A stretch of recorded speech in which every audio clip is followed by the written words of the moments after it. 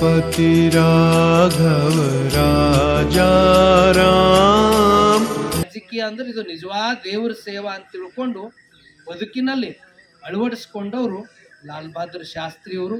वैष्णव जन तो तेने कहिए जे पीड़ पराई जाने रे।